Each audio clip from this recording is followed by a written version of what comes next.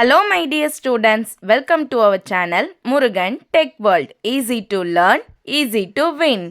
இந்த வீடியோவில் நம்ம என்ன பார்க்க போகிறோம் அப்படின்னா subject code CS25C03 essentials of computing சப்ஜெக்டில் யூனிட் வைஸ் நம்ம சாப்டர் வைஸ் வந்து ஒவ்வொரு டாப்பிக்கும் எக்ஸ்ப்ளனேஷன் வீடியோஸ்லாம் பார்த்துட்டு இருக்கோம். ப்ரீவியஸ் வீடியோஸ்லாம் பார்க்காம இருந்தீங்கன்னா டிஸ்கிரிப்ஷனில் பிளேலிஸ்ட்டோட லிங்க் கொடுத்துருக்கேன், மறக்காமல் செக் பண்ணி பாருங்கள். முருகன் டெக் வேர்ல்ட் சேனலை சப்ஸ்கிரைப் பண்ணிக்கோங்க, பக்கத்தில் இருக்க பெல் ஐக்கானை கிளிக் பண்ணிக்கோங்க.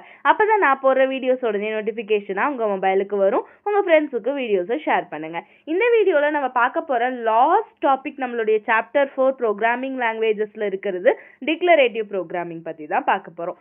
ஆல்ரெடி டைப்ஸ் ஆஃப் ப்ரோக்ராமிங் பாரடிசம்ல 2 டைப் இருக்குன்னு சொல்லி கொடுத்துருக்கேன். இம்பரேட்டிவ் ப்ரோக்ராமிங் ஒன்று இருக்கு, டிக்ளரேட்டிவ் ப்ரோக்ராமிங்னு ஒன்று இருக்கு.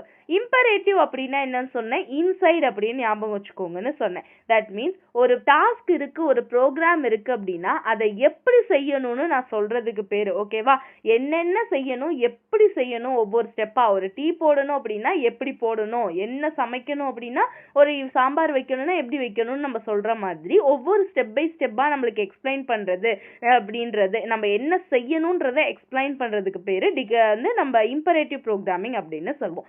டிக்ளரேட்டிவ் ப்ரோக்ராமிங்னா என்ன அப்படின்னா எப்படி செய்யணும்னு சொல்லாது, பட் என்ன செய்யணும்னு மட்டும்தான் சொல்லும். அதுக்கு பேரு declarative programming. That means what to do, நம்ம என்ன செய்யணும் அந்த ப்ரோக்ராம்ல அப்படின்றத மட்டும் சொல்லிடும். ஓகேவா? ஸோ இவ்வளோதான் ரெண்டுக்கும் உள்ள வித்தியாசம். அதில் இருக்க டிக்ளரேட்டிவ் ப்ரோக்ராமிங்கை மட்டும் பற்றி இந்த வீடியோவில் நம்ம பார்க்க போகிறோம். So declarative programming is the programming paradigm that focuses on what the program should accomplish. ஒரு ப்ரோக்ராம் என்ன செய்யணும்னு அது இன்ஸ்ட்ரக்ஷன் சொல்ல போது, rather than how it should be done. என்னன்னா எப்படி செய்யணும்னு சொல்லாது, என்ன செய்யணும்னு மட்டும்தான் சொல்லும். ஓகேவா?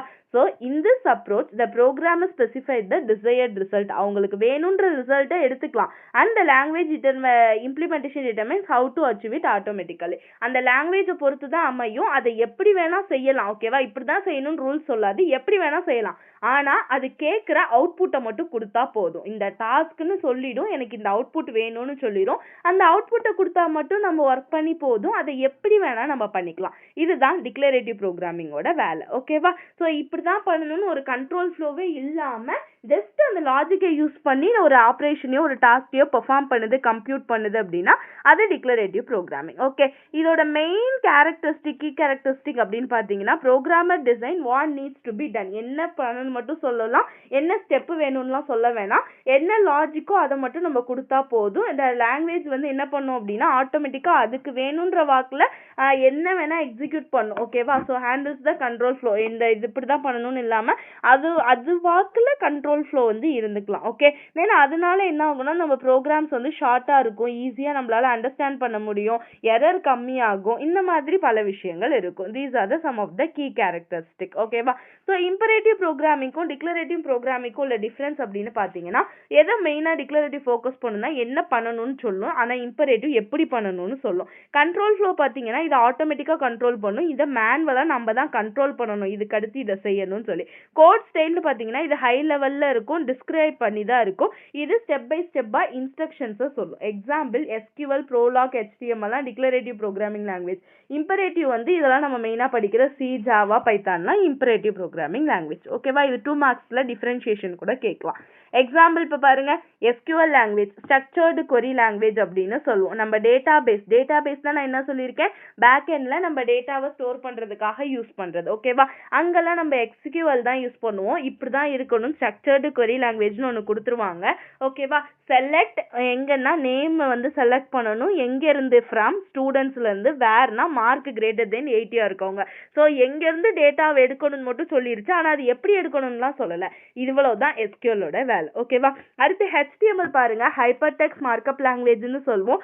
வெப் பேஜ் டிசைன் பண்ணுறதுக்கு இந்த HTML ஃபங்க்ஷன் தான் யூஸ் பண்ணுவோம், ப்ரோக்ராமிங் தான். ஸோ H1 வெல்கம், தட் மீன்ஸ் H1னா ஹெட்டிங் அப்படின்னு அர்த்தம். ஹெட்டிங் 1 வெல்கம் கொடுத்தாச்சு. தென் HTML என்ன பண்ணிருச்சு, என்ன கண்டென்ட்னு சொல்லிருச்சு, வெப்பேஜில் அப்பியர் ஆகணும்னு. ஆனால் அது எப்படி அப்பியர் பண்ணணும், எப்படி டிஸ்பிளே ஆகணும்னு சொல்லிச்சா?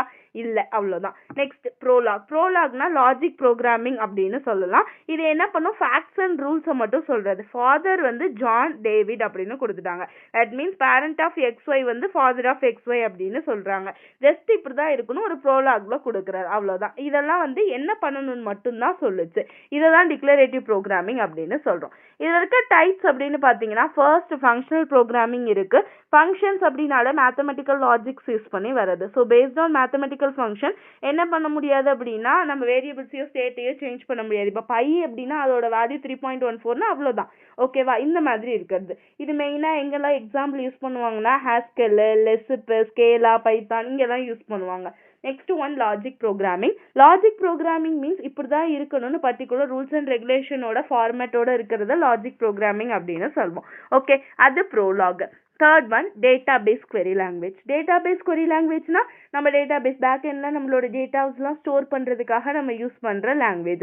ஸோ என்னெல்லாம் டேட்டாவை ஸ்டோர் பண்ணணும்னு சொல்லுவோம் அதை எஸ்கியூஎல் யூஸ் பண்ணி பண்ணுவோம். Fourth one configuration and markup language அப்படின்னு சொல்லுவோம். That means defining the structure of data. இப்படி தான் இருக்கணும் ஒரு ஸ்ட்ரக்சர் கொடுத்து என்னென்ன நம்ம கொடுக்கணுமோ கொடுக்குறது.